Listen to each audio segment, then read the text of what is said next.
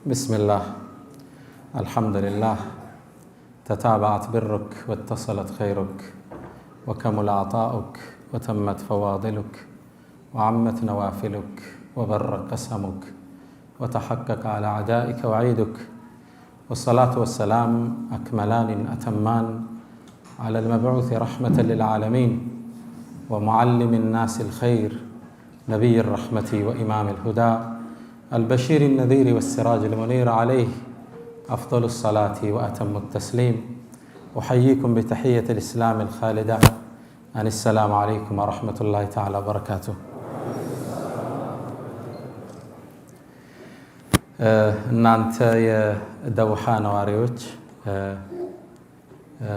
አላህ እርምጃችሁን ይባርክላችሁ፣ ስብስባችሁን አላህ ያበርታው። ሁሌም ከዚህ የደመቃችሁ የጎላችሁ ነው እንደማገኛችሁ ተስፋ አደርጋለሁ ኢንሻአላህ።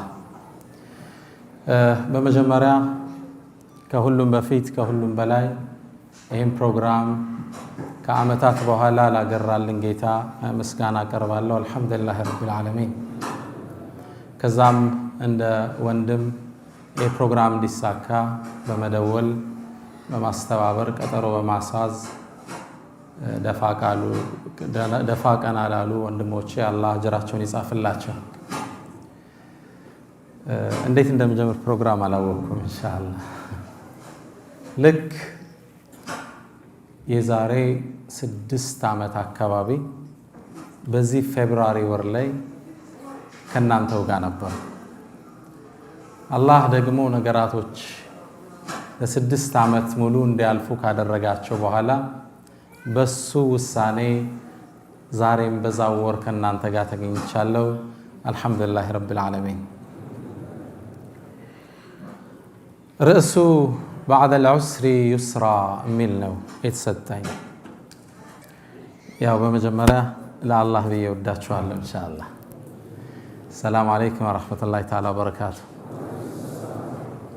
በደንብ አልተሰማኝም።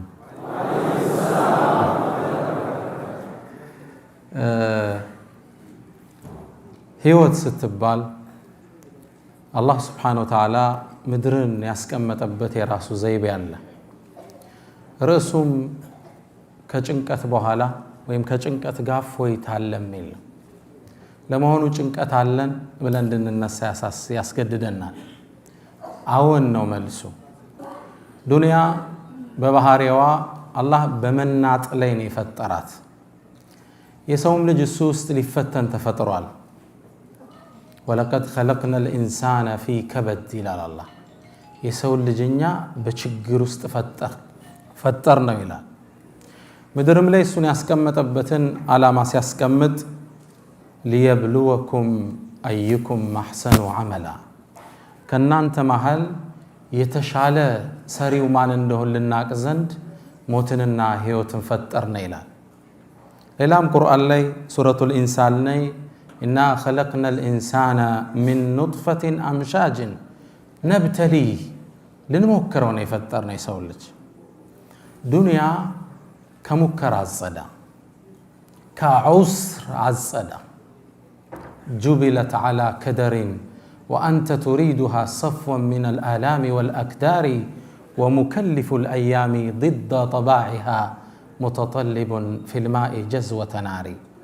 ጁቢለት ዓላ ከደር፣ እንዲህ ነው የተፈጠረችው በመደፍረስ። ወአንተ ቱሪዱሃ ሰፍወን ሚን አልአላሚ ወልአክዳሪ፣ አንተ ግን ከመደፍረስ ከሚያሳመሙ ነገሮች ከጭንቀት እንድትጸዳ ትመኛለህ። ይሄ ሙሓል የማይሆን። ወሙከሊፉ ልአያም ضد طباعها፣ ቀናትን ከተፈጠሩበት ዘይቤያቸው ሊያስወጣ የሚፈልግ ሙተጠሊቡን ፊ ልማኢ ጀዝወተ ናሪ፣ ሳት ውስጥ ውቅያኖስ ውስጥ ሳትን ለማውጣት እንደሚጥር ሰው ነው ይለናል ገጣሚው። መደፍረስ አላት፣ አጸዳም፣ ዑስር አለ። የትምህርታችን ዓላማ ግን ኢነ መዐል ዑስሪ ዩስራ፣ ከጭንቀት በኋላ ከብሶት በኋላ ከመገፋት በኋላ ካለመመቸት በኋላ እፎይታ አለ። ሙእሚን ተስፋ የሰነቀን በፈተናዎች ውስጥ ሆኖ ተስፋን አርቆ ይመለከታል። ትንሽ ይቀነስ እኔ ተጋላል። ሙእሚን ተስፈኛ ነው። በፈተናዎች ውስጥ ሆኖ ተስፋን ብርሃን ከርቀት አንጋጦ ይመለከታል። ሙእሚን ያልሆነ ሰው ወይም ካፊሮች ችግር ሲገጥማቸው እንዲህ የሚሆኑ አላህ ይነግረናል። ወኢዛ መሰሁ ሸሩ ካነ የኡሰን፣ ችግር ሲገጥመው መከራ ሲገጥመው እጅግ ተስፋ ቆራጭ ነው ይለናል አላህ። ሌላም ምዕራፍ ላይ ወኢዛ መሰሁ ሸሩ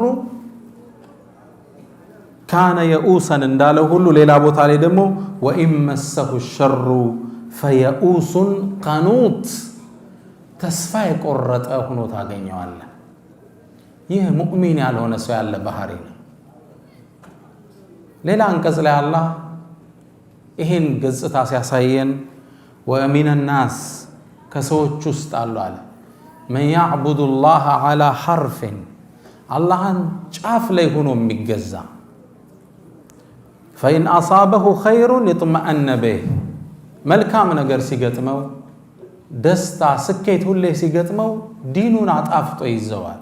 ሶላት ላይ ነሽጥ ነው፣ ጎበዝ ነው፣ ሂጃባ ላይ ጎበዝ ነች። ያኔ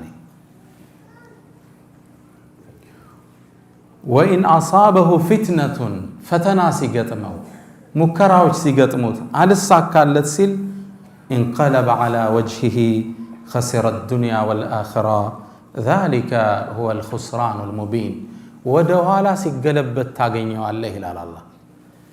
ሙእሚን ዑስር ሲገጥመው አልሳካለት ሲል ተስፋን ነው የሚያንጋጠው። ኢዛ ረአይተ አልሐብለ የሽተድ ወየሽተድ፣ ገመዱ ሲወጠር በጣም ስታየው እንደሚበጠስ እርግጠኛ ሁን። ይሄ ነው መርሁ እንጂ ወደ ሱስ አይመለስም፣ ወደ ተስፋ መቁረጥ አይመለስም። ሶላትን አይተው፣ ሂጃቧ ላይ አትዘናጋም፣ ሐራም ላይ አይዘናጋም። ይህ ሙስሊም ያልሆኑ ባህሪዎችን ነው አላህ የሚገልጽልን። እንቀለበ ዐላ ወጅሂሂ ኸሲረ ዱንያ ወልአኺራ ለይሰ መን ማተ ፈስተራሐ ቢመይትን ኢነማ ልመይቱ መይቱ ልአሕያኢ ኢነማ ልመይቱ መን የዒሹ ከኢበን ካሲፈን ባሉህ ቀሊል አረጃኢ። የሞተ ማለት ቀብር ውስጥ ገብቶ ያረፈ አይደለም። የሞተ ማለት ዱንያ ላይ ተስፋ ቆርጦ ስሜቱ ተጎድቶ ፊቱ ተኮሳትሮ እንዲህ ብሎ የሚኖር ነው። አላህ ዘንድ ተስፋ የሌለው አዛኝ ጌታ የሌለው የሚመስል ሰው ማለት ነው።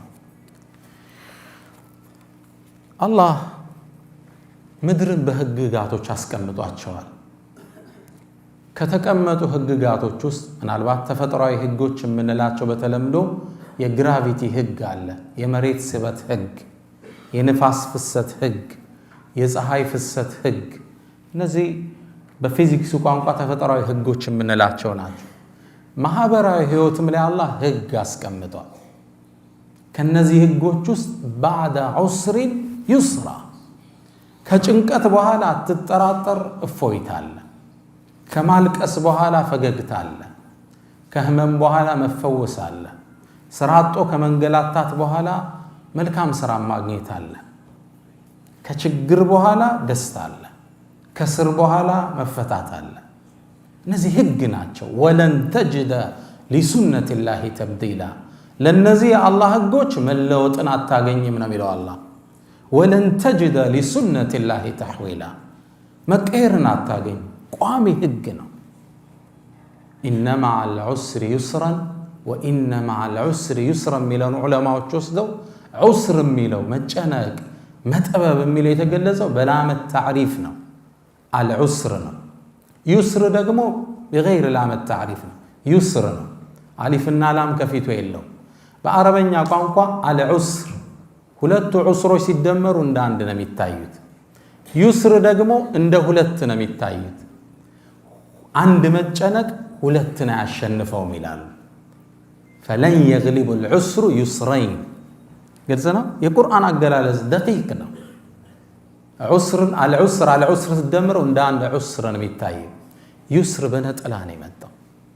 ወለን የግሊበ ልዑስሩ ዩስረይን አንድ መጨነቅ መቼም ቢሆን ሁለትን መደሰት መግራራት ሊያሸንፈው አይችልም። የትምህርቱ ርዕስ ምንድን ነው? ከጭንቀት በኋላ ደስታ አለ፣ ከብሶት በኋላ እፎይታ አለ።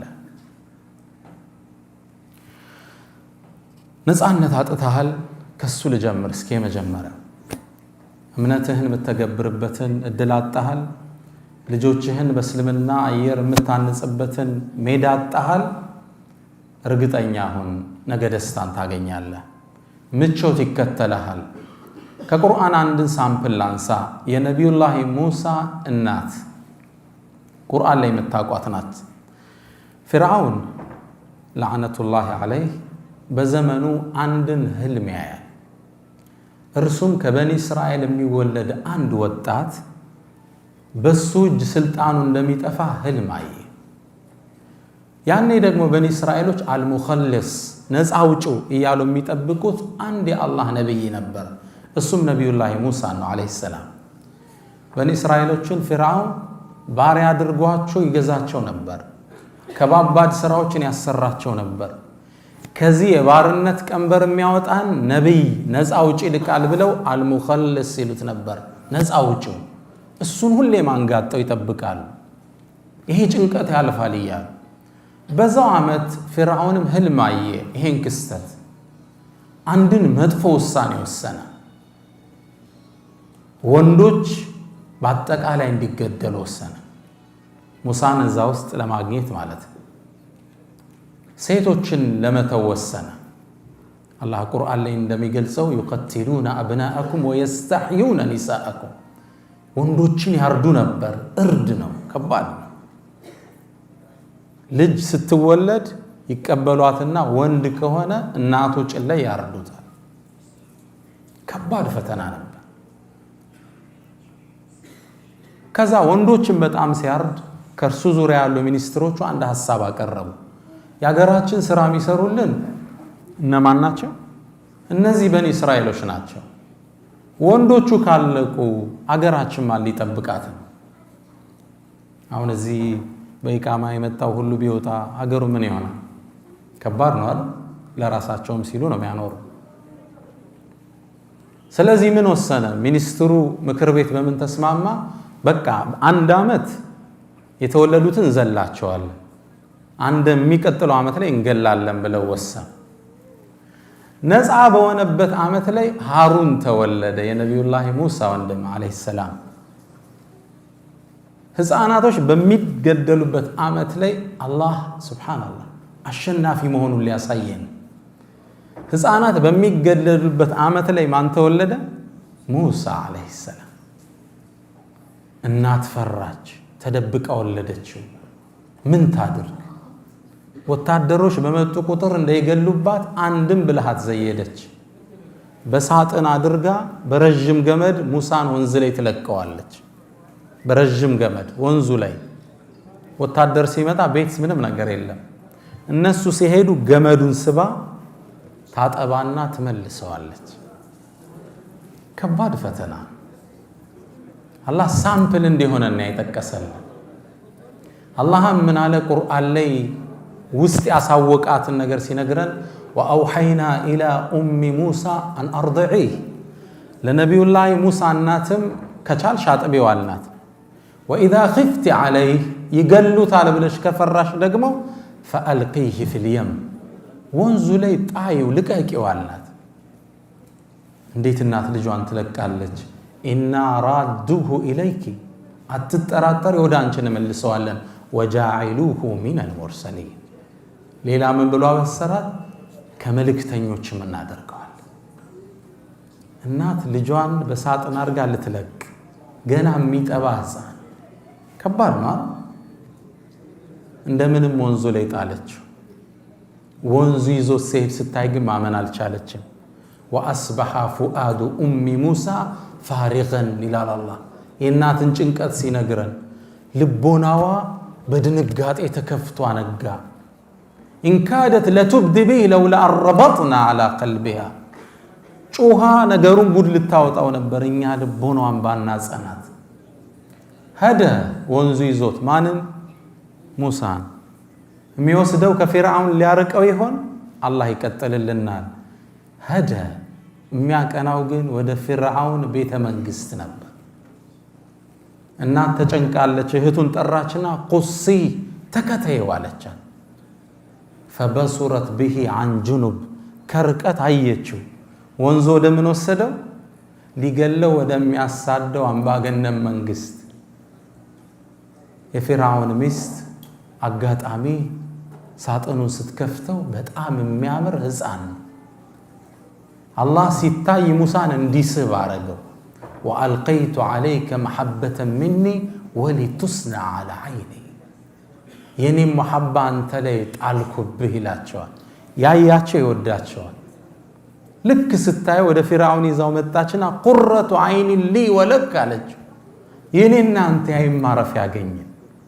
لا تقتلوا እንዳትገለው عسى أن ينفعنا ሊጠቅመን ይችላል ወደፊት أو نتخذه ولدا ሰው ሳያቆይም ልጅ አድርገን እንዘዋለን فرعون يعني من على أما لك فنعم وأما لي فلا يعني أي ما رفع ما بجرش لي قال له قن على السنة يودات نبا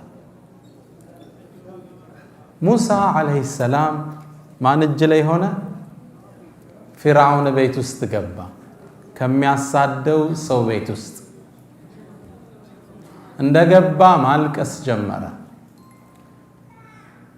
ያኔ የፊርዓውን ሚስት ትእዛዝ ሰጠች ሊያጠባው የሚችል ማን ነው ሁሉን ጡት አልቀበልም አለ وحرمنا عليه المراضع من قبل على الله ጡት የተባለን ከለከል ነው አለ የማንንም እንዳይጠባ ያኔ ቤተ መንግስቱ ሲረበሽ የሙሳ እህት ከቅርቡ ናት አይነበርና ይሄ ልጅ አልጠባላችሁ አለ እንዲያው ጡትን የምታጠባ ሴት ልጠቁማችሁ ማንም ህፃን ቀርቧት ጡትን የምታጠባ ሴት አለች ወደሷ አላመላክታችሁ የሙሳ እህት ወደ ማን አመላከተች ወደ እናቷ አመላከተች ያኔ የሙሳ እናት በፊርዓውን ሰራዊቶች ታጅባ ወደ ቤተ መንግስት መጣች ምን ልታረግ ልጇን ልታጠባ ትናንትና መገደሉን ፈርታ ነበር ወንዝ ላይ ለቀቀችው ዛሬ ደግሞ በፊርዓውን ቀጥተኛ ትእዛዝ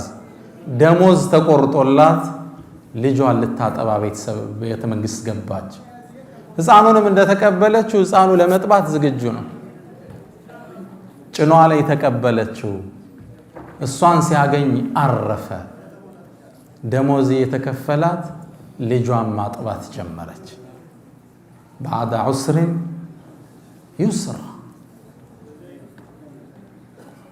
إنا رادوه إليك وجاعلوه من المرسلين ብሏት ነበር ድሮ እኛ ወደ አንቺ እንመልሰዋለን ከመልእክተኞችም እናደርገዋለን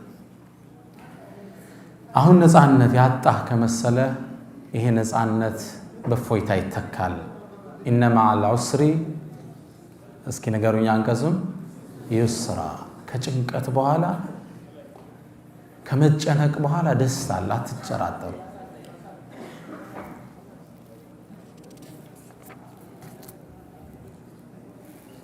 አላህ ቁርአን ላይ ይሄን ክስተት ሲያወሳልን ቁል በላቸው እስኪ አንተ መሐመድ من ينجيكم من ظلمات البر والبحر ከየብሱና ከወንዙ ጽልመት ሚያድናችሁ ማን ነው እስኪ በላቸው تدعونه تضرعا وخيفة በፍርሃት ተጨንቃችሁ በመተናነስ ምትለምኑት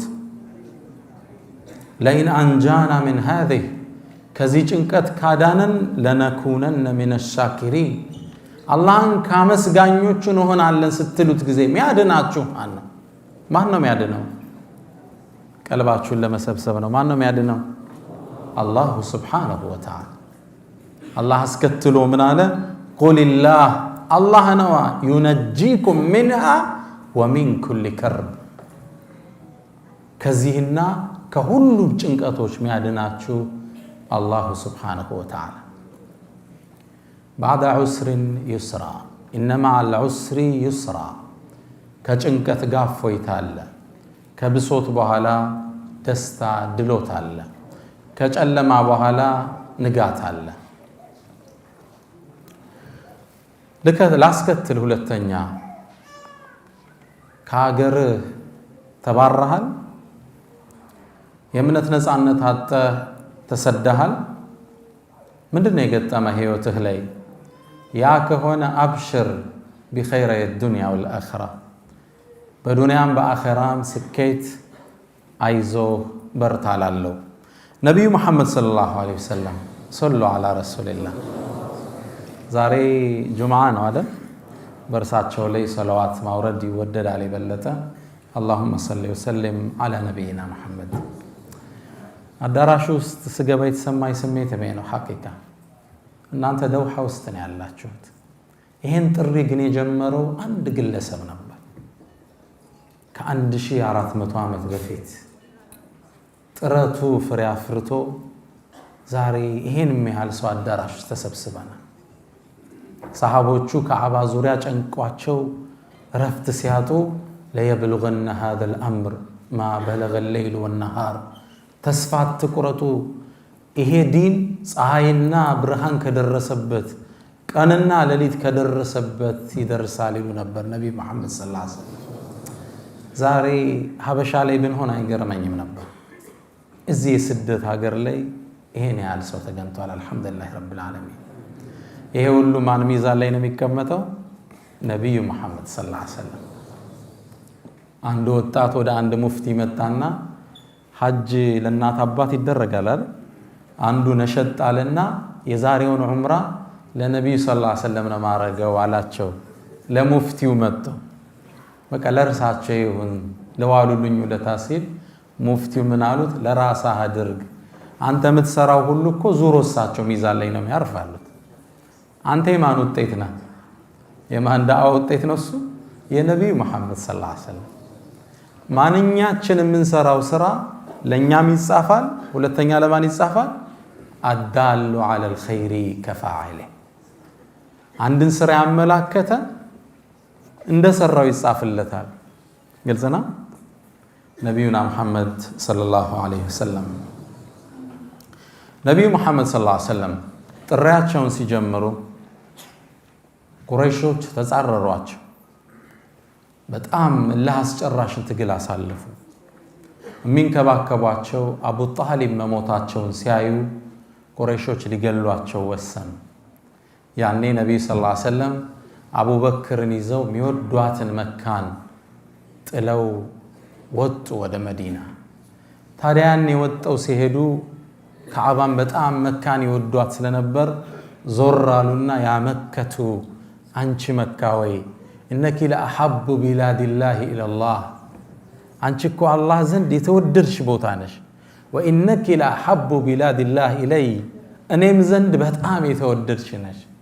ለውላ አነ ቀውመኪ አኽረጁኒ ማ ኸረጅት፣ ህዝቦችሽ እኮ ባያስወጡኝ፣ እነዚህ ባላባቶች ባያሰድዱኝ ኑሮ ጥዬሽ አልወጣ ነበር አሉ ረሱል ሰለላሁ ዐለይሂ ወሰለም።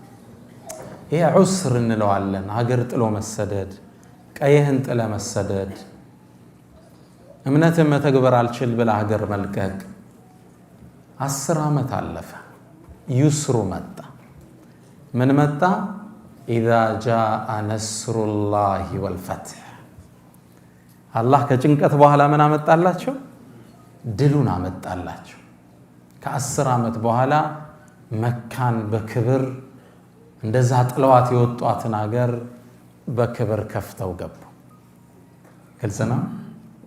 አላህ ምን አላቸው? ቁርአን ኢዛ ጃአ ነስሩላሂ ወልፈትሕ፣ አንተ ሙሐመድ የአላህ ድል ሲመጣ፣ ወልፈትሕ የእሱ መከፈት ሲመጣ፣ ወረአይተ ናስ የድኹሉነ ፊ ዲኒላሂ አፍዋጃ፣ ሰዎችንም ወደ እምነታቸው በገፍ ሲገቡ ስትመለከት ዝለል አላላቸው። ፈሰብሕ፣ ጌታህን አጽናው፣ ቢሐምድ ረቢክ፣ ጌታህንም አመስግነው፣ ወስተግፊርሁ፣ መሃርታም ጠይቀው፣ ኢነሁ ካነ ተዋባ፣ እሱ መሃሪ ነው። ከድል በኋላ ሙእሚን ምን ይላል? ጃአ ነስሩላሂ ወልፈትሕ። ቀደም ወንድሞቻችን አልሐምዱሊላህ ሲፈቱ የሰጠዋቸው ምክር እሱን ነው። የተፈታ ነው በህዝብ ጥረት አይደለም። የተፈታነው በህዝብ ጩኸት አይደለም። በማን ነው? አላሁ ሱብሓነሁ ወተዓላ። ያኔ ድሉ ሲመጣ ከኛ የሚጠበቀው ምንድነው? ፈሰብህ አላህን ማጽዳት ነው። ሱብሓነክ ወቢሐምድክ ቢሐምድ ረቢክ። ከዛሳ በጉዞ ላይ ስህተት ሊኖር ይችላል። ወስተግፊርሁ ማህረታን ጠይቅ። ታግላል፣ አዎ፣ ግን ወስተግፊርሁ። ለምን ነው ሶላት ሰግደን እስትግፋር የምናደርገው? ፐርፌክት ላይሆን ይችላል ሶላቱ፣ ለአላህ ልቅና ማይመጥን ሊሆን ይችላል። እንደጨረስነ እስተግፍሩላህ እስተግፍሩላህ እስተግፍሩላህ። አንድ ትልቅ የዘመናችን ሙፈሲር ይችን አንቀጽ ያነሱና አላህ ይላል ድሉን ከነቢዩ እጅ ወሰደባቸውና ነስሩላህ አለዋል። የአላህ ድል ነው። አንተ ታግለሃል፣ አዎ፣ ለፍተሃል፣ ተሰዳሃል፣ አዎ፣ ሰሃቦችን አስተምረሃል፣ አደራጅተሃል፣ አዎ። መጨረሻ ድሉ ግን የማን ነው? ነስሩላህ የአላህ። ካንተ የሚጠበቀው አንተ መሐመድ ጌታህን አጽዳው፣ አመስግነው። በጉዞ ላይ ለተፈጠሩ አንዳንድ ክፍተቶች ወስተግፊርሁ ማህረታን ጠይቀው። ረሱል ሰለላሁ ዐለይሂ ወሰለም መካን ከፍተው ሲገቡ እንደ ሌሎች ጦሮች እየጨፈሩ አልነበረም። ሰሐቢዩ ሐዲሱ ሲናገር ምን ይላል? ግመላቸው ላይ ለአላህ ከመተናነስ የተነሳ ሻኛዋን አንገቷን ግንባራቸው ይነካው ነበር። አንገታቸውን ደፍተው ነበር የገቡት። ጃአ ነስሩላሂ ወልፈትህ፣ ድሉ መጣ፣ መከፈቱ መጣ። አላህን እያወደሱ ነበር የገቡት። አላ ኩሊ ሓል ባዕደ ዑስርን ዩስራ። ከአገር ከመባረር በኋላ ምን አለ? ወደ አገር በድል መግባት ሁሌም አለ። አንድ ትልቅ የዘመናችን ፖለቲከኛ ምን ሲል ሰማሁት? ውጭ ሀገር ካሉ ናቸው። ለዓመታት እስር ቤት ታስሮ ወጥቶ ከዛ ወደ በትረ ስልጣን የመጣ ሰው ነውና ፖሊሶቹ አጅበውት ወደ መድረክ ሲያወጡት ዞር ብሎ አያቸውና ምን አለ? እነዚህ ፖሊሶች ድሮ እስር ቤት ላይ ፍርድ ቤት ስመላለስ እንዳላመልጥ እጀን ጠፍረው ይጠብቁኝ ነበር አለ። ዛሬ ደግሞ መድረክ ላይ አጅበው ያወጡኛል አለ። ባዕደ ዑስርን ዩስራ። ዛሬ ይሄ አሸባሪ ብለህ ስሙን ያጠፋኸው ምናልባት የሙስሊሞቹ ጉዞ ነገ በክብር ወደ ሜዳው ይመለሳል፣ አትጠራጠሩ ኢንሻአላህ። የቁሉ ዓኢድ አልቀርኒ ላ ተሕዘን የሚባል ኪታባቸው ላይ ምን ይላሉ? ኢዛ ረአይተ ሰኽራ የምተድ ወየምተድ፣ ይሄ በረሃው እየረዘመ አይንህ ማለቂያ አጦ ስትመለከተው ፈዕለም እወቅ አነ ወራአሁ ከእርሱ በኋላ ሪያዳን ኸድራ ዋሪፈተ ዚላል፣ አረንጓዴ መስክ አለ፣ ጥላው ያጠለለ። እርግጠኛ ሁን ይላል። እንዲህ ረዝሞ ስታየው አይንህ ማለቂያ ሲያጣ እርግጠኛ ሁን እዛ በኋላ አረንጓዴ መስክ አለ። ወኢዛ ረአይተ አልሐብለ የሽተድ ወየሽተድ፣ ገመዱ በጣም ሲወጠር ስታየው ፈዕለም አነሁ ሰውፈ የንቀጢዕ፣ እንደሚበጠስ እርግጠኛ ሁን። ወዕለም እወቅ መዓ ደምዓቲ በስማ፣ ከማልቀስ ጋር ፈገግታ አለ። ወመዓ ልኸውፊ አምን፣ ከመፍራት ጋር መረጋጋት አለ። ወመዓ ልሐብስ እጥላቅ፣ ከመታሰር ጋር መፈታትም አለ። ዓሳ ማ ተራ አላ የዱሙ ወአን ተራ ለሁ ፈረጀን ሚማ አለጀ ብህ ደህሩ፣ እርግጠኛ ሁን መልካም ነገር ከዛ በኋላ ይከተለዋል። ሶስተኛ ከኔ ጋር ናችሁ? አላሁመ ሰሊ ወሰሊም ዓላ ነቢይና መሐመድ። ባዕደ ዑስሪን ዩስራ፣ ሶስተኛው እርከን ደርሰናል። ስምህ ጠፍቷል፣ ባልሰራኸው ተወንጅለሃል። ይሄ በህይወታችሁ ላይ ገጥሟችሁ ሊሆን ይችላል። ያልወሰድከውን ንብረት እንደወሰድክ ተደርገህ ታምታሃል። አሊያም አልፈው አክራሪ አሸባሪ ብለውሃል፣ ወይም ወደዚህኛው ገልብጠው ካድሬ ብለው አምተውሃል፣ ወይስ በዝሙት ጠርጥረው ያውቃሉ? አብሽር፣ ከዚህ ጭንቀት በኋላ እውነታው ይገለጣል። ታሪክን እናንሳ። እናታችን አይሻ ረዲየላሁ ተዓላ አንሃ ዓፊፈቱ ጣሂራ፣ በጣም ጥቡቅ ነች። የነቢዩ ሰለላሁ ዐለይሂ ወሰለም ሚስት። አላህ ነው ለነቢዩ ሰለላሁ ዐለይሂ ወሰለም በወህይ እንዲያገቧት ያዘዛቸው። እንደምታውቁት ታሪኩ ላይ ለወደፊት በስፋት እንመለስበታለን። ሐዲሱል ኢፍክ፣ የቅጥፈቱ ዜና ላይ እናታችን አይሻን ዚና ሰራች ተብሎ መናፍቃን አገሩን ናኙበት። ከዛው አያይዘው አይሻ ስትታማ ባለቤቷን ነብዩ መሐመድ ሰለላሁ ዐለይሂ ወሰለም ይዘውት የመጡትን መልእክት ለማዛባት ስለተመቻቸው ተጠቀሙበት። እዚዛ ተቀባበሉት። ሳያውቁት የተወሰኑ ሙስሊሞችም አብረው ተሳሳቱ። ኢዝ ተለቀውነሁ ቢአልሲነቲኩም ይላል አላህ። ክስተቱን ሲገልጸው በምላሶቻችሁ ስትቀባበሉት ወሬውን ይላል። ኢነ الذين يحبون أن تشيع الفاحشة في الذين آمنوا አሉ የሆኑ ሰዎች በምእመናን መሃል ብክለት የሚያሰራጩ አስፋፉት ወሬውን ጫፍ እስከ ጫፍ አደረሱት። አላህ እነሱንም ሊያስተምር ነቢዩንም ሰለላሁ ዐለይሂ ወሰለም ሊፈትን ሙእሚኑንም ሊያስተምር ፈልጎ ወይ ለአንድ ወር ሙሉ ወህይ ያቋረጣል። ሙስሊሙ የት ይግባ? እውነታውን አላህ ወህይ አውርዶ አልዳኘው። ረሱል ሰለላሁ ዐለይሂ ወሰለም ተጨነቁ። የሚወዷት ሚስት በዝሙት ስትታማ ኹጥባ ላይ የወጡ አንዳንድ አዩሃ ናስ በቤተሰቦች ላይ ለምንድነው አዛ የምታደርጉኝ ይሉ ነበር። ወር ሙሉ ወሬው ተሰራጨ፣ ወህይ አልወረደ። ሰው ተጨነቀ። ረሱልም ሰለላሁ ዐለይሂ ወሰለም ተጨነቁ። አንድ አውሮፓዊ ጸሐፊ ምን ይላል? እኔ የነብዩን ነብይነት ስጠራጠር ይላል፣ ሙስሊም አይደለም ኦሪየንታሊስት ይባላል፣ ስጠራጠር ነብይ መሆናቸው የሚያረጋግጥልኝ ይሄ ታሪክ ነው ይላል። ቁርአን ከርሳቸው ቢሆን ኖሮ ወር አይጨነቁም ነበር። ምዝዝ አድርገው አይሻ ንጹህ ናት ይሉ ነበር። ወር ነው የተጨነቁት። ረሱል ሰለላሁ ዐለይሂ ወሰለም በጣም መዲና ታወከች እና አቡበክር ተረበሹ። ልጁ ናት ለአቡበክር ረዲየላሁ ዐንሁ። ከወር በኋላ ግን አላህ ዩስርን አመጣ። ወሬውን ማን እንዳናፈሰው አላህ ተናገረ። ወለዚ ተወላ ኪብረሁ ለሁ ዐዛቡን ዐዚም። ያ በተለይ የነገሩ ሹፌር ለነበረው ከባድ ቅጣትን አላህ ወሰነ። አላ ኩሊ ሓል ስሟ ከጠፋ በኋላ አላህ በነቢዩ ሐዲስ እንኳን አይደለም ዛሬ ህልም አይቻለሁ ወይ ጅብሪል ነግሮኛል ብለው አይደለም የተናገሩት። ቁርአን አወረደ አላህ እስከ የውመል ቂያማ የሚነበብ ግልጽ ነው። ቁርአን ነው አላህ ያወረደ። እናታችን አይሻም ተላች ከወረደ በኋላ ወላሂ ስታማ ቢያንስ አላህ ለነቢዩ አንድ ህልም ያሳያል ብዬ ነው እንጂ ያሰብኩ ስለኔ ቁርአን ይወርዳል ብዬ አስቤ አላቅም ማለት። አላህ ግን ታሪኳ እንዲሰርጽ ከጭንቀት በኋላ ደስታ እንዳለ ሊያሳየን ቁርአን ላይ ታሪኳን መዘገበው፣ ክስተቱን አሰፈረው አላህ። ይሄን ክስተት ኢማም አልቁርጡቢ እውቁ ሙፈሲር እንዲህ ይገልጹታል። ወኢነ ዩሱፍ አሉ ዩሱፍ እኮ ለማ ሩሚየ ብልፋሒሻ ዝሙት ሰራህ ተብሎ ነቢዩላህ ዩሱፍ እስር ወርደዋል አይደል? ታውቃላችሁ። ከንጉሱ ሚስት ጋር የነበራቸውን ሰጥ አገባ ብቻ ማንነቱን እርግጠኛም ከሆኑ በኋላ ለንጉሱ ክብር ሲባል ወደ እስር ቤት እንዲወርዱ ተደርጓል። ወኢነ ዩሱፍ ዩሱፍ እኮ ለማ ሩሚየ ብልፋሒሻ በመጥፎ በጸያፍ ስራ እንደሰራ ሲታማ በረአሁ ላሁ ዐላ ሊሳኒ ሰቢይ። ነቢዩላህ ዩሱፍ የሚኒስትሩ ሚስት ዚና ሊሰራኝ ነው ስትል መረጃህ ምንድነው አምጣ አሉት።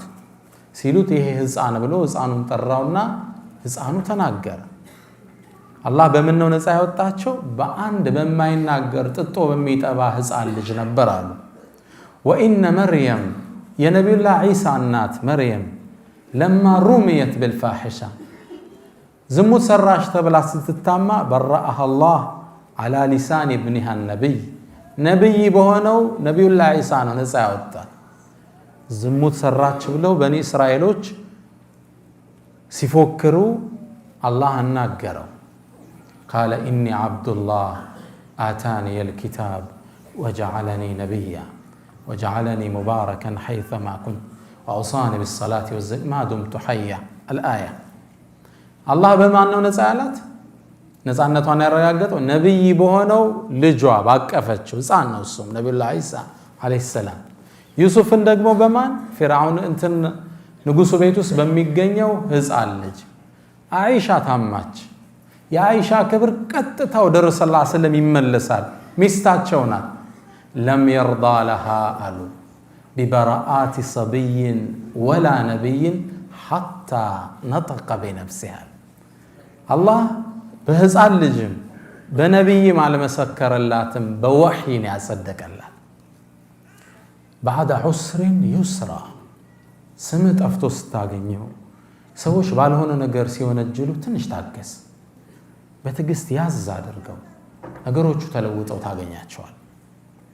ሰዎቹ ካሙ በኋላ ሲያወድሱ ታገኛቸዋል። አላህ ህግ ነው። ኢነላሃ ዩዳፊዑ ዐን ለዚነ አመኑ። አላህ ከምእመናን ይከላከላል። ለጊዜው ይወራል፣ ግን እንዲህ ብለህ ነው እንድትወብት አላህ ያደርጋል። አላህ ከምእመናን እኔ ነው የምከላከለው ከነሱ ክብር ይላል። ስታቀው ሲገለጥልህ ትደነግጣል። ለጊዜው የማይሆን ስም ብትሰማ፣ በመጥፎ ብትታማ፣ ይሄ ዑስር ወደ ዩስር ይቀየራል። መጠራጠር የለብንም። የጁረይጅን ታሪክ ላንሳላችሁ። የተለያዩ ሐዲሶች ላይ ተዘግቧል። ጁረይጅ በበኒ እስራኤል ዘመን የሚኖር ዓቢድ ራሂብ ነበር። አላህን በጣም የሚገዛ። የአካባቢው ዘመን ፈሳድ ስላልተመቸው ከፍ ያለ ቦታ ላይ ሰው መዓ የአምልኮ ቦታ ሰራ፣ ብቻው የሚኖርበት። በእኛ አገር ኸልዋ ነው የምንለው። ልክ እንደዛ አይነት በጭቃ ሰርቶ ለብቻው ሆነ። በኒ እስራኤል ማለት አብናኡ ያዕቁብ ማለት ነው። የያዕቁብ ዘሮች ምን ይባላሉ? እስራኤል የሚለው ያዕቁብ ማለት ነው። ያዕቁብ የኢስሐቅ ልጅ ነው። ኢስሐቅ ደግሞ የማን ልጅ ናቸው? ኢብራሂም ዓለይሂ ሰላም። ወበሸርናሁ ቢኢስሐቅ ወሚን ወራኢ ኢስሐቅ ያዕቁብ። አብናኡ ያዕቁብ ማለት ነው። እስራኤል ዘሮች ስንል የያዕቁብ ዝርያዎች ማለት በኒ እስራኤል ስንል። አላ ኩል ሓል ጁረይጅ ዓቢድ ነበር። አላህን ይገዛል እዛ ቤት ውስጥ። ታዲያ እንዴ እናቱ ለሃጃ ፈለገችውና ወደ ቤት መጣች። ወደሚገዛበት ቦታ ወደሚገዛበት አምልኮ ቤት ቀረብ ባለችና ያ ጁረይጅ፣ አንተ ጁረይጅ ደጋግማ ጠራችው። እንደማይመልስላት እርግጠኛ እስክትሆን ድረስ ጠራችው። ጁረይጅ ድምጿን ሰማ። አላህን ሶላት ላይ ሆኖ አማከረ። ጌታዬ ሆይ ጾለቴ ይሻለኛል ወይስ እናቴን ልመልስ? ተወዛገበ። የቱን ላስቀድም? አይ ጾለቴ አለና ጾለቱ ላይ ጸና፣ ዒባዳው ላይ ተመለሰች እናቱ። በሁለተኛው ቀን መጣች። ያ ጁረይጅ ልጄ ጁረይጅ ወይ ደጋግማ ጠራችው። ድምጿን ሲሰማ እሱም ተወዛገበ። ጌታዬ እሷን ላስቀድም ጾለቴን ዒባዳዬን? ወደ ዒባዳው ሄደ። እናት ሐቅ አላት። ሱና ሶላት እየሰገድን ከጠሩን አቋርጠን አቤት ማለት ግዴታ ነው። ፈርድን ነው ማታደርገው። እንኳን እንደዚህ 2 ወር ሳትደውልላት እዚህ መቀመጥ ቀርቶ ስትጠራ በየሳምንቱ ድምፅህን ስትሰማ ሐሴቷ ከባድ። ሶስተኛ ቀን መጣች። ፀሐይ በጣም ሆኖ ነበር። ተተወቀዑ ሸምሰ ቢየዲሃ ይላል። ፀሐዩን በእጇ እንዲህ እየተከላከለች መጣች። ያ ጁረይጅ ጠራችው። ሊመልስላት ፈቃደኛ አይደለም። ወደ ዒባዳው ቀጠለ። ያኔ እናት ብትሆንም ተበሳጨች። ሰዋዊነቷ አሸነፋት። ያኔ ምን አለች? የኔም ፊት ማየት ነው እምቢ ያልከው? አላሁመ ላ ቱሚትሁ ሐታ ቱሪ ውጁሀል ሙሚሳት። አላህ ሆይ የዝሙተኞችን ፊት ሳታሳይ እንዳትገለው አለች። ከባድ ርግማን። ከቀናቶች አለፉ። ይሄ እናት ዱዓ ላይ ደርሷል። ጁረይጅ ከሚሰራው ዒባዳ የተነሳ በአካባቢው ማህበረሰብ ሷልሕ ሰው ነው ተብሎ ይወራለት ጀመር። አንዴ በኒ እስራኤሎች ተቀምጠው ባሉበት መድረክ ላይ ስለሱ ዒባዳ ሲነሳ የተወሰኑት ሒስድ ገባቸው። ይሄ ሰው እንዲወደሳል እንዴ? ማን ነው የሚያጠፋልን ሲሉ አንዲት በጣም ቆንጆ ሴት ነበረች። እሱንም እኔ ነው ጉድ ምሰራላችሁ አለች። ትችያለሽ? አዎ ጎኦን አሏት። ቀጥይ። በጣም አምራ ለባብሳ ተውባ ሽቶዋን ተቀባብታ ጁረይጅን ልታሳስት ወደ አምልኮ ቦታው አካሄደች። በረሃው ላይ ሄደችና አባበለችው። አላህን በጣም ፈሪ ነበር። ፊት ልሰጣት ፍቃደኛ አይደለም። ሞከረች፣ ደከመች፣ ሽንፈት መሰላት። በቁንጅና ለምን ያላማለልኩት መጨረሻ ወደ ጁረይጅ መውጫ ቦታ ላይ የሚታወቅ አንድ እረኛ አለ ከርሱ ጋር ዚና ሰራች ከርሱ ማረገዘች ልጁንም ወለደችው እንደወለደችው ያንግቧን ልታሳካ ሕፃኑን ይዛ መጣ ወደ ሰዎቹ ይሄው የጁረይጅ ልጅ አለች ሰው የዚህን ያህል የሸር ጥግ ሄደ ከዛ በደስታ ዘለሉ እሱን ሊያዋርዱ ወደ ቤቱ መጡ ቤቱን አፈራረሱት እሱን አወጡና መምታት ጀመሩ ማለኩም ምን ገጠማችሁ ለምን ነው የምትመቱኝ ይጮሃል እሱ በጣም መቱት ምን መታ ይጠፋል እንደ የሰራውን ስራ ምን ሰራው እዚች ሴት አርግዛሃል በጭራሽ አላቃትም አርግዛሃል እሺ ትንሽ ደቂቃ ስቶኝ ለቀቁት ውዱ አደረገ ሶላት ሰገደና ሕፃኑን አምጡልኛል ካመጡት በኋላ ልጁን እዚህ ሆዱ ላይ መታ አድርጎ ያ ጉላም አንተ ሕፃን ልጅ ሆይ ሐዲሱም ይነግሩ ማን ናቸው ነብይ መሐመድ ሰለላሁ ዐለይሂ ወሰለም اللهم صل وسلم على نبينا የበኒ እስራኤል ታሪክ መዘው ያስተዋወቁ ነው ያ ጉላም መን አቡክ አባትህ ማን ነው አለው ነብይ አይደለም ጁረይጅ ግን የቂኑ አላህ ዘንድ ያለው እዚህ ጥግ ነው በሚታወቀው ህጋችን ሕፃን ልጅ አያወራ ገና የሚጠባ ሕፃን ግን የቂን አላህ አላህ ዘንድ ያለው እርግጠኝነት ጥልቅ ነበር ያ ጉላም መን አቡክ አባትህ ማን ነው አለው አቢ እንትና ነው ያ እረኛው ብሎ ተናገረ ይህን ክስተት ማን ይሰማል በኒ እስራኤሎች ልክ ይህን ሲሰሙ ግሩጋ ወደቁ ቀርበው ያቅፉት ጀመሩ ጁረይጅን ልክ አላህን ወልይ ነው እንዲህ ምናሰቃየው ይቅርታ አድርግልን ብለው እጁን መሳብ ልብሱን ማሻሸት ጀመሩ እባክህን ያፈረስነውን ቤት ከወርቅ ነው ምንገነባልህ አሉት ጁረይጅ ምን አለ ነው እንደነበረው አርጋችሁ ስሩት بعد عسر يسرا ስምህ ሲጠፋ ስታየው የሚከላከልልህ ማን አላህ Subhanahu Wa Ta'ala አሸባሪ ብለው የሆነ ዶክመንተሪ ካሳዩ 9 ሰዓት ላይ ጠብቀው ሌላ ነገር ይወጣል ግልጽ ነው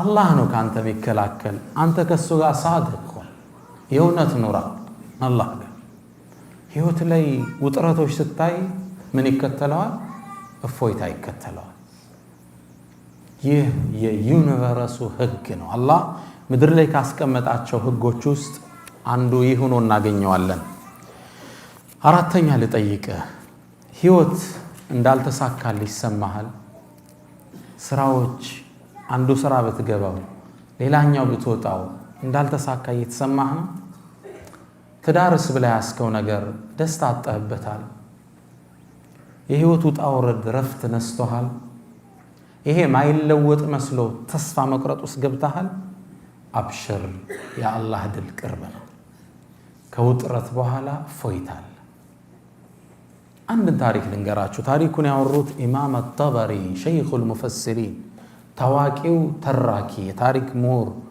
የሙፈሲሮች አባት ነው የሚሏቸው ኢማም አጠበሪ የሳቸው ተፍሲር የተፍሲሮች ሁሉ አባት ነው በ240 ሂጅሪያ የተከሰተ ክስተት ነው ታሪኩን የዘገቡት ብቻ ሳይሆን አብረው የተሳተፉበት ክስተት ነው ኢማም አጠበሪ ገና ወጣት እያሉ በሐያት ራሳቸው ያዩት ታሪክን ነው መነግራችሁ መጽሐፋቸው ላይ ዘገቡት በዘመነኛ ብዕር አሊ ጠንጣዊ የዘመኑ ዓሊሞች ውስጥ አንዱ ረሂመሁላህ ይህን ታሪክ ቅሰቱል ሒዛም ያሰፈሩት ታሪክ ነው መተረክላችሁ ይሄ ታሪክ ሁላችንም ጥሩ እንደሚያስተምረን ተስፋ አደርጋለሁ ታሪኩንም ሰምታችሁት መታውቁ አይመስለኝም ከ1200 ዓመት በፊት የተከሰተ ነው ኢማም አጠበሪ ታሪኩን እንዲጀምሩልናል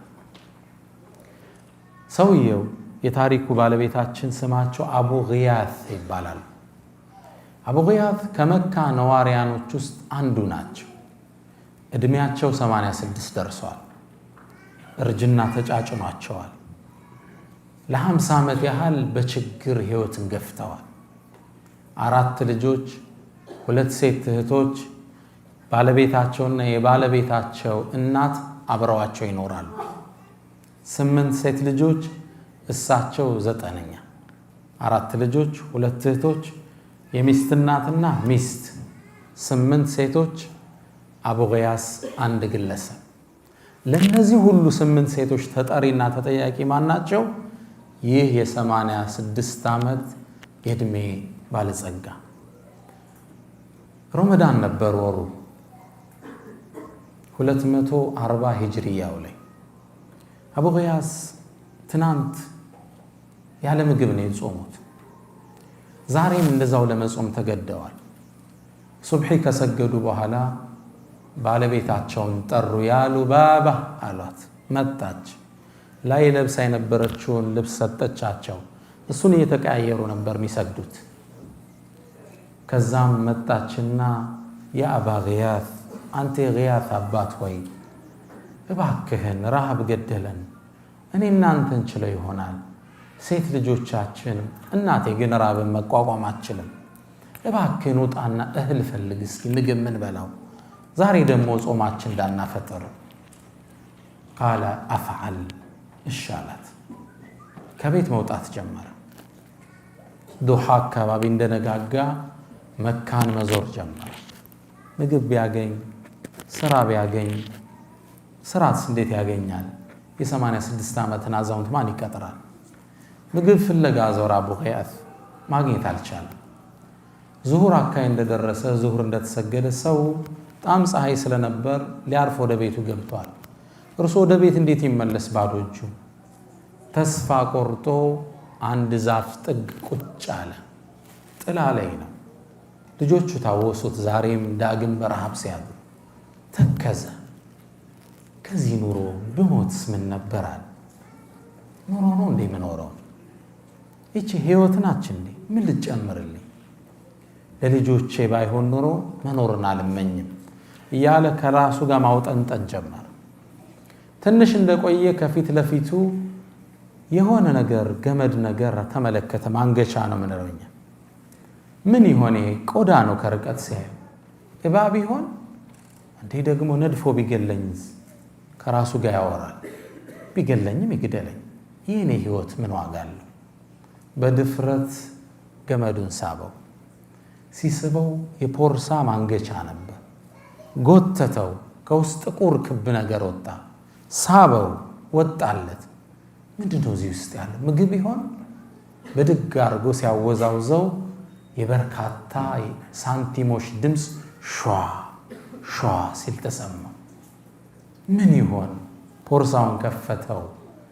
ነጫጭ የወርቅ ሳንቲሞች ነበር። በደስታ ፈነደቀ። ልጆቹ አዳዲስ ልብስ ሲለብሱ ታየ።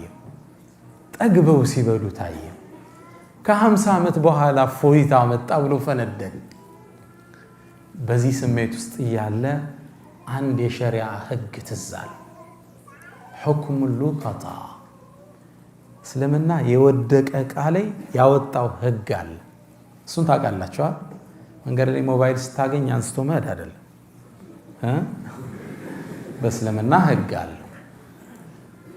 ዕቃ ወድቆ ካገኘ ሸሪዓው ምንድን ነው የሚለው? ያን ዕቃ ዓመት የጠፋው እያልክ ማስተዋወቅ አለብህ። ከባድ ነው። ሙስሊም ያልሆኑ ወገኖች ንብረታቸውን ለመጠበቅ ባንክ ላይ ወስደው ነው የሚቆልፉ። የሙስሊሞች ንብረት ግን ጠባቂ ማን ነው? ሁሉም ሙስሊም ነው። ይሄ የእስልምና የሸሪዓ ምጥቀትን ነው የሚያሳይ። ያንተ ንብረት እኔ ጠባቂ ነኝ፣ ማን ነው የጠፋው ብዬ ዓመት መናገር አለብን። ከዓመት በኋላ ሰውየው ካልመጣ ምናልባት ለአንተ ይመለስልሃል። ከዛ አቡ ጊያስ ዙሮ ድንግጥ አለ። ይሄ ነገር የሰው ንብረት እኮ ነው፣ መውሰድ አልችልም፣ ሐራም ነው የሚሆንብኝ። እንዴት ላደርግ? ዓመት ላስተዋውቅ፣ አንድ ቀን የምንበላው ምግብ የለንም፣ ምን ልናደርግ ነው? ከዓመት በኋላ እኔስ ልሞት ይችላል። 85 ዓመቱ ነው። ሚስቴ በረሃብ ጠውልጋለች። ቆዳዋ አጥንቷ ላይ ተጣብቋል። ልጆችም ተንገላተዋል፣ ትዳር አጥተዋል ከድህነት የተነሳ። ዓመት ላስተዋውቅ፣ ምን ነው ባላገኘሁት አመት የራበህ መብላት የማትችለው ሚሊዮን ብሮች ምን ይሰራልህ? 1000 ድርሃም አለው ይላሉ ኢማም አጠበሪ። 1000 ድርሃም የወርቅ ሳንቲ ሚሊዮንስ ኦፍ ዶላር ማለት ነው እጃቸው ላይ ገባው። 5 የሌላቸው ሰው የማይበሉት ለአንድ አመት 1 ቢሊዮን ይዘዋል ብለህ አስብ። ከባድ ነው። በዚህ አጋጣሚ ደግሞ ሰውየው መጥቶ ሊወስደው ይችላል። አቡ ጊያት ድምጽ ካልተሰማ ከፍ አደርጋለሁ። ከኋላ ይሰማል? እህቶች ይሰማል? ይሰማል ኢንሻአላህ። አቡ ጊያት ምን ያድርግ? ይሄን ወርቅ ተሸክሞት በጥቁር ቦርሳ በጨርቅ የተጠቀለለ ወደ ቤቱ ይዞት መምጣት ጀመረ። ደግሞ ስመጣ ሚስቴ ብታየውስ ምን ላድርግ? እሷ ካየችው ስለምትጓጓ ቢያንስ የሆነ ነገር አንሳለት ነው የምትለኝ። እርቦና እንደምንም እሷን ሳያሳይ ደብቆ ለማስገባት ወስኖ በፎጣው ተቀላሎ ቤት ተሾልኮ ሲገባ ባለቤት ተቀበለችው። ያ አባ ጊያት ማጃ አቢክ ምን አመጣ? ምንስ ይዘህ ነው ከኋላ አለችው። አይ እንዲሁ ነው አለ። ኧረ ምን እንዲሁ ይዘሃል? የሆነ ነገር እየታየ አይ እንዲሁ ነው። እስኪ ልየው ምን ደግሞ አመጣ? የሚበላ ነው ምንድነው? አሳየ። መዋሸት አልፈለገም። አላህን ፈሪ ነበር። እቃውን ካስቀመጠ በኋላ ቁጭ አድርጎ ያ ሉባባ፣ አንቺ ሉባባ ሳላስበው 1000 ድርሃም አገኘው። አስደንጋጭ ነው ለሷ። በህይወታቸው አይተው ታያቁ እና ግን የሰው ነው። እንዴት የሰው ነው? አላህ ያመጣልህ ሪዝቅ አይደል እንዴ? ሚስት ደግሞ ገባች። ጀሊሉ ግር ላይ ያመጣው ነው። ይሄ የሰው ንብረት እኮ ነው። ይሄ ሰው ይባላል እንዴ? እርቦሃል እኮ ልትሞት ነው። እርቦና ልንሞት ነው። ሰው ሲቸግረው ሐራምስ መጠጣት ይፈቀድለት? በረሃ ላይ እየሄደ ከኸምር ውጭ ሊሞት ብሎ ውሃ አጥቶ ኸምር ውጭ ሌላ ካላገኘ እሱን እስልምና የግድ ይፈቅድለታል። ልትሞት እኮ ነው። ለአንተማ ሐላል እኮ ነው ይሄ። እንዴ ትንሽ ዘገና አድርግና ህይወታችንን ለውጠው እንጂ በጭራሽ አላት። 50 ዓመት ሙሉ ሆዴ ሐራም ሳላስገባ በ86 ዓመት ሆዴ ላስገባ ነው። ሉባባ ጥያቄው እንዳታነሽው አለ። አይደለም ማንሳት ለልጆች ለሰው ብትናገሪ እኔና አንቺ አብረን አንኖርም። ይሄን አቋሜ ነው እቂ አላት። አቋማቸውን ታቅ ነበር። ደንግጣ እሷም ስብስብ አለች። ታዲያ ምን እናድርግ? ልውጣና እስኪ ሰውየውን ልፈልገው፣ ካገኘሁት ባይሆን ያገኘሁበትን የሆነ ድርሻዬን እወስዳለሁ። እሷም ተስማማች። አቡ ጊያት ሰውየውን ፍለጋ ወደ ካዕባ ወጣ። ኢማም አጠበሪ ወጣት ሆኖ ታሪኩን ይነግሩናል። አንዴ አንድ ሰው መካ ውስጥ ካዕባ ጥግ ቆመ። የኹራሳን ሰው ነው። ቆመና አዩሃናስ እናንተ ሰዎች ሆይ በፖርሳ 1000 ድርሃም ወድቆ ያገኛል እንዴ? እባካችሁን መልሱልኝ፣ አጅራችሁን አላህ ዘንድ ታገኛላችሁ ይላል። ይሄን ሲል ሁላችን አዳመጥ ነው። አንድ በእድሜ ገፉ አዛውንት ወደ እርሱ አቀን። ከዛም አንተ ኹራሳኒ ሆይ ያሉት። ማን ነው የመጡት? አሁን አቡ ጊያት ነው የመጡት። ሰውየውን አገኙት። አንተ ኹራሳኒ ሆይ ወርቅ ጠፋ እንዴ? አዎ። 1000 ድርሃም? አዎ። ታዲያ እኛ እኮ የመካ ሰዎች ቀሊሉ ዘርዒ እኛ እኮ ወቀሊሉ ዘርዒ አዝርዕታና ምርት ታውቀዋለህ። እርሻን ዘራ፣ ደረቅ ነው መሬታችን፣ ዝናብ አናገኝ።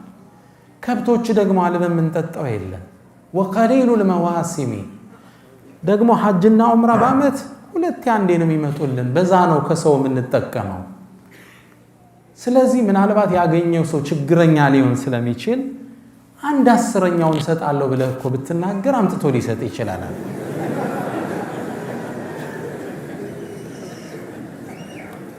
1/10ኛ ማለት 100 የወርቅ ሳንቲ ማለት ነው። ችግሩ እንዳያታለው እንደምትሰጠው ሲያቅ ሊያመጣልህ ይችላል።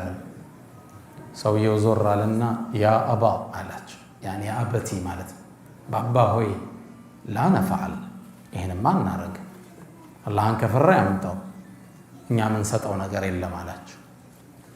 ቅስማቸው ስብር ወደ ቤታቸው ተመለሱ። ወደ ቤት ሲመለሱ ኢማም አጠበሪ ተመልከቱት አክቲቭ ነበሩ። እኛውን ሰለፍ ሲባል ጥሩ ስዕል የለንም አእምሮችን ውስጥ። ሰለፍ ማለት አክቲቮች ማለት ነው፣ ስማርት ናቸው። ኢማም አጠበሪ ምን ይላል? ይሄ ሰውዬ የገንዘቡን ያገኘው እሱ እንደሆነ ተረዳዋል። هذا شيخ المفسرين ምን አይነት አክቲቭ ቢሆን እኛውን ይሄ እስመ ሰለፍ መዝሉም ነው፣ ተበድሎ ሰይድና አሊ ጦርነት ላይ ወጡ። ጦረኛው በጣም ኃይለኛ ነበርና ሊጋጠማቸው መጣ። ሊፋለማቸው ነው ፊት ለፊት። አሁን እንዴት ያሸንፉት? በጣም ሊያደክማቸው ሆነ እና ግጠመኝ ሲላቸው ብቻህን ነው እንደምትመጣው አሰልፈ ነው እንደምትመጣው ብቻህን እንደመምጣት አሉ። እኔ ወንዱ ብሎ ዞር ሲል አንገቱን ቀጭ አረጉ።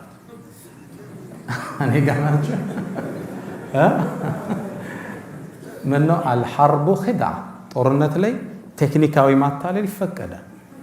ግልጽ ነው አይደል? ጀግና ነኝ ብሎ ተነፍቶ ነው የመጣውና አመዛዘዙ ምናምን ሳይሆን ሲሪየስ ነው ሰውዬ። ከዛ ሲስተም ፈጠሩ። አክቲቭ ነበሩ ሰይድና አሊ ረዲየላሁ ተዓላ ዐንሁ። ታዲያ ብቻህን አትመጣም እንዲያሰልፈ ነው አሉ እኮ እኔ ብሎ ዞር ሲል ቀጨም ማረጉት አንገት። ሰለፉ ሷሊህ ሲባል አራዶች ማለት ነው። አሁን ሰለፍ የሚለው ስም መዝሉም አክቲቭ ነበሩ፣ ስማርት ነበሩ፣ ስትራቴጂስት ነበሩ። ለዛ ነው ሮማን ኢምፓየርን ፐርሻ ኢምፓየርን ደምስሰው የጣሉት። የዓለም ምጡቅ አገሮችን ሀያላን አገሮችን ማንበርከክ የቻሉት ስትራቴጂስት ነበሩ።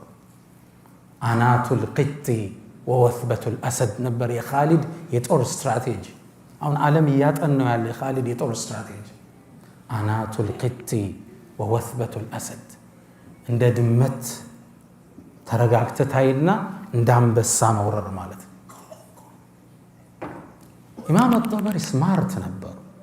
ይሄ ሰው ብሩ እንዳገኘው ጠረጠርኩ፣ ለራሱ እያመቻቸ ነው ብዬ አሰብኩ። ወደ ቤት ሲመለስ ለማረጋገጥ ተከተልኩት አሉ ኢማም አጠበሪ። ስከተለው ገና በሩ ጋር እንደደረሰ ያሉ ባባ እያለ ገባ ወደ ሚስቱ። እሺ ያለች። ሰውየውን አገኘው? አዎ አገኘሁት። እኮ ተስማማ ባልከው መስፈርት? ባክሽ አልተስማማ፣ ዛሬም ጾም ማደራችን። ያ አቡ ገያት አለችው፣ እነዚህ ሴት ልጆች በረሃብ ይሙቱ እንዴ? እናቴ በረሃብ ትሙት እንዴ? ትንሽ አንሳለት፣ ተቸግረሃል። ለምንድን ነው ማታነሳው? አንተ እኮ ሙጠር ነህ፣ ተጨንቀሃል፣ አላህ ይፈቅድልሃል። ደግሞ ወቅ አለችው ልቡን ስታራራ፣ አላህ በያዝከው ብር ብቻ ሳይሆን በትክክል ባልመገብካቸው ልጆች ይጠይቀሃል አለችው። ጥሩ ማንትን ነው አለ። ልክ ይህን ስትለው ይላል ኢማም አጠበሪ ከርቀቱኛ ያለዋል ትክዝ አሉና አቡ ገያት ተስፋ ቆርጠው በነጩ ጺማቸው ላይ እንባ ሲወርድ አየዋል። አይበላው የአላህ ቅጣት አለ። አይተው ልጆቹ በረሃብ ሊያድሩ። ከዛም ስሜታቸውን ዋጥ አድርገው ፊታቸው ተቀይሮ ላ ያሉ ባባ ትግስት አድርጊ ሉባባ፣ ከጭንቀት በኋላ እፎይታ ይመጣል፣ አላህ አይተወንም ተይ ሉባባ አላት። ኢማም አጠበሪ ይህን ስሰማ ተመለስኳል። በሁለተኛው ቀን ያ የኹራሳን ግለሰብ አሁንም ቁሞ ይጣራል። ምን ይላል? አዩሃል ሑጃጅ፣ እናንተ ሐጃጆች ሆይ 1000 ወርቅ ሳንት ያገኛል እንዴ? አላህ ምንዳውን ይክፈለው እባካችሁ ስጡኝ ይላል። ከዛም በሁለተኛው ቀን ይህ ሼኽ መጡ ይላል ኢማም አጠበሪ ረዲየላሁ ተዓላ። መጡና አንተ ሰው ሆይ ትናንት እኮ ነግሬህ አልሰማይ ብለህ ሰው የሚበላው የለው 1000 ወርቅ ሳንቲ ስትል የት አምጥቶ ይሰጣል? ትንሽ እኮ ብታረግለት አላህን ፈርቶ ይሰጥህ ነበር። ምንድነው ማረግለት? ባይሆን ቅድም 1/10ኛ ነው፣ አሁን 100ኛ አድርግለታል። 100ኛ ስንት ነው? 10 የወርቅ ሳንቲም ቅድም 100 ነው። እሱም ብታረግለት ይሰጣል። ቃለ ላ ያ ባባ አላቸው። ይህም አይሆን። እሱም ለምን እንዲህ ጠንከር እንዳለ ኋላ ታሪኩ ይገባቸዋል። ይህንማ እኛ እናደርግም። አላህ የሚፈራ ከሆነ አምጥቶ ይሰጠኛል፣ አላህ የማይፈራ ከሆነ እዛው ሰዓቱን ይቻለው አላቸው። ተስፋ ቆረጡ። ወደ ቤት ተመለሱ። መንገድ ላይ ወዳድቀው ባገኟቸው ቴምሮች እርሳቸውና ሴት ልጃቸውን ይዘው ጾማቸውን ፈቱ። ከባድ ነው። 1 ቢሊየን እጅ ላይ ተቀምጦ መካ ላይ የወደቀ ቴምር ፈልገ ማፍጠር። ትልቁ ትምህርት ይሄ ነው። ሐቂቃ እኛ ትንሽ ኑሮ ውስጥ እናወጥብን፣ ስራ ልመቻች ሲል ሰው ወደ ሱስ ይገባል፣ ተስፋ ይቆርጣል፣ ፌስቡክ ላይ ቻት ላይ ይገባል፣ ማያውቃትን ሴት ያማልላል። ይሄ ሙስሊም ባህሪ አይደለም። ችግሮች ሲመጡ ያልፋል፣ ይነጋል። ከሙእሚን ተስፋው ይሄ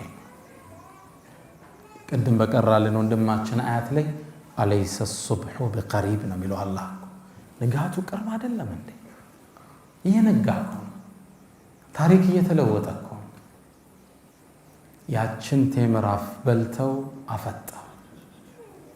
በበነጋው 3ኛው ቀን ላይ ይሄ ሰውዬ ቆመናውን ኹራሳኑ ተጣራ።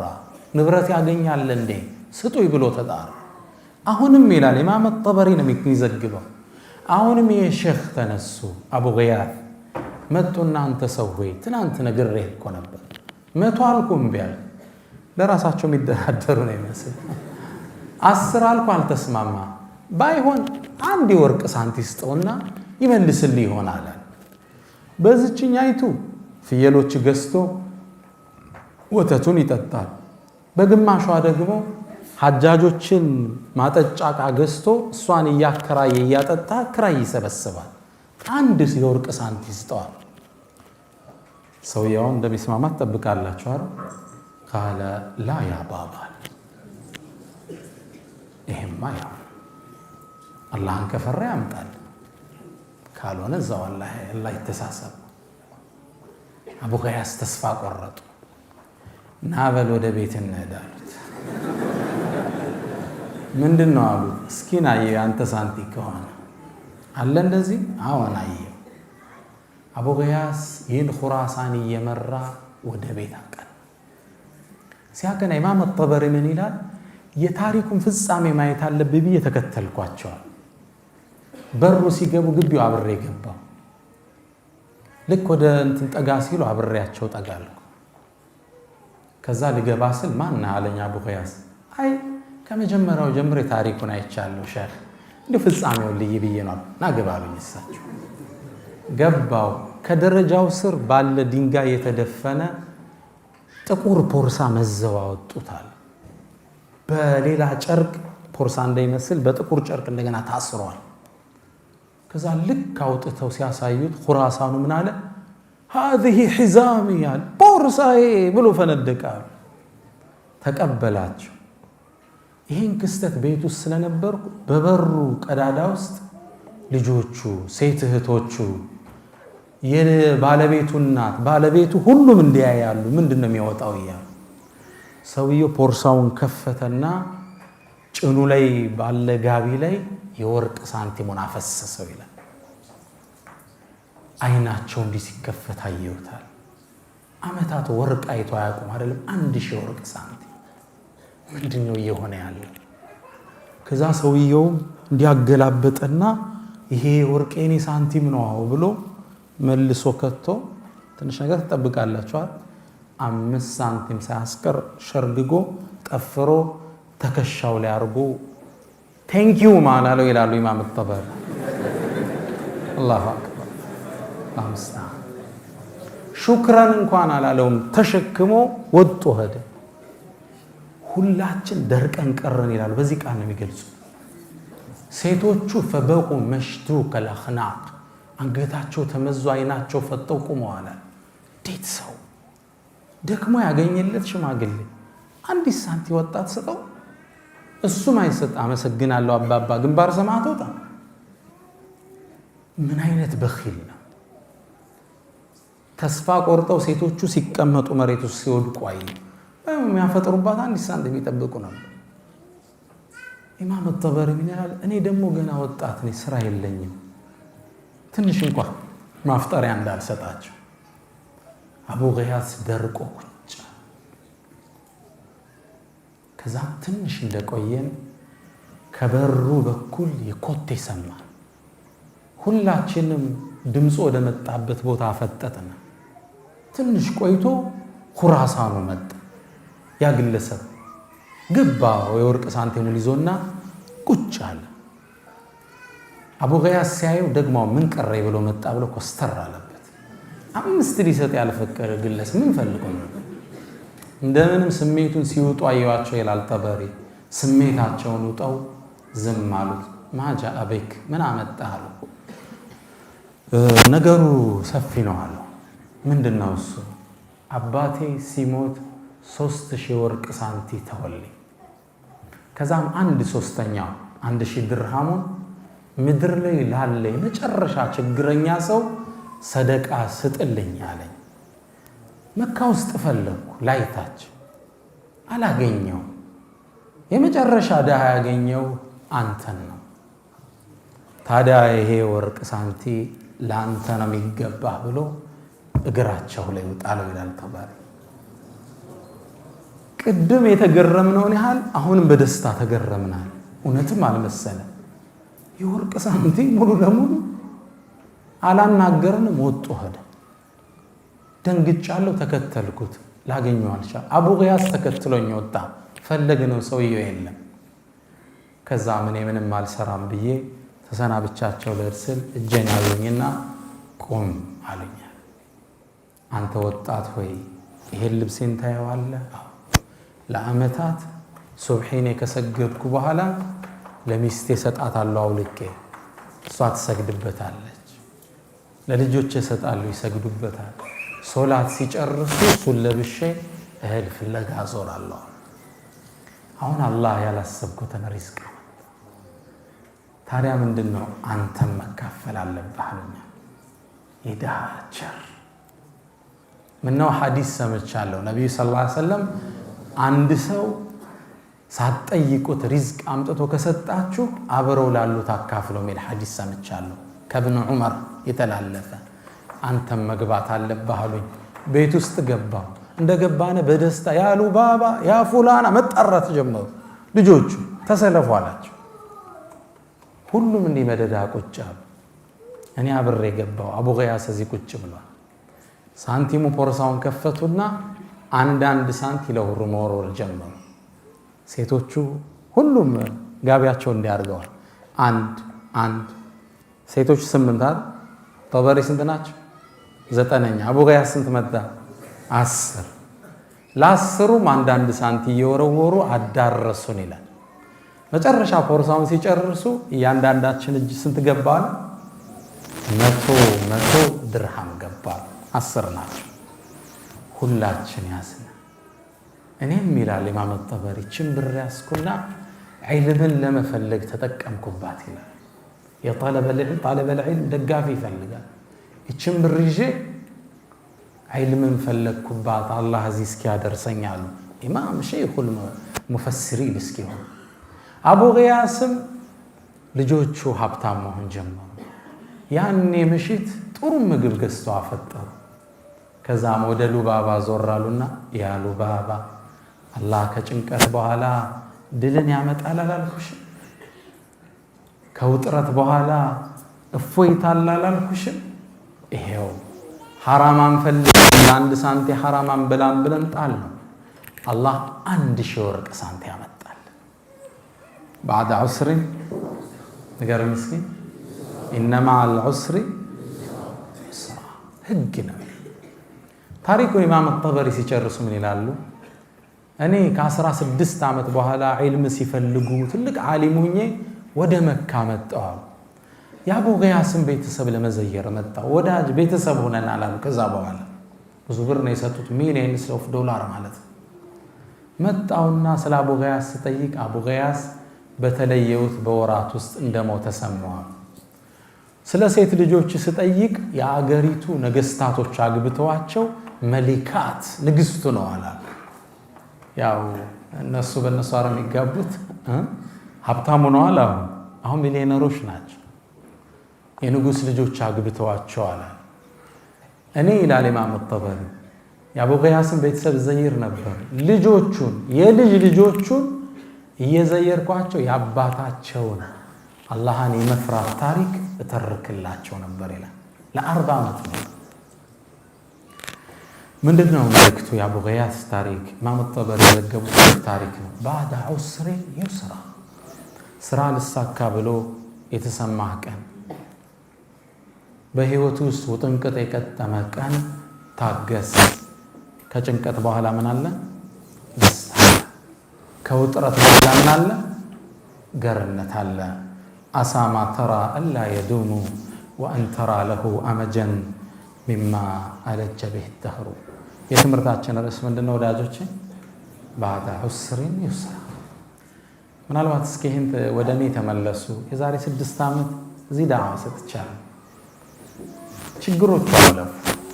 እነዛ ችግሮች አልፉ ደግሞ ዛሬ ከእናንተ ፊት እንዳዲስ አልተገናኘንም። ከጭንቀት በኋላ ምን አለ? እፎይታ አለ። ኢንሻአላህ እፎይታዎች እየቀጠሉ ይሄዳሉ። አትጠራጠሩ። ህይወታችሁ ላይ ያሉ ጥረቶች ይረግባሉ። አላህ አላረዝምባችሁም። የ9 ሰዓት እስከ 11 ከሩብ ነው። በሌላ ፕሮግራሞች እንገናኛለን። በሰማነው የምንጠቀም ያደርገን። ደሰስ ስናደርጋቸው ስምህ ጠፍቶ ከሆነ ይታደሳል። ስራ አጣ ከሆነ ስራ ይገኛል። የእምነት ነፃነት አጣ ከሆነ ነፃነቱ ይመጣል። ልጅ መውለድ አልችል ብለህ ከሆነ በአላህ ፍቃድ ትወልዳለህ። ሁሉም ነገሮች ይቀየራሉ። ባዕደ ዑስሪን ዩስራ ነው። የህይወት ቋሚ ህግ ነው። አላህ በሰማነው የምንጠቀም አላህ ያድርገን።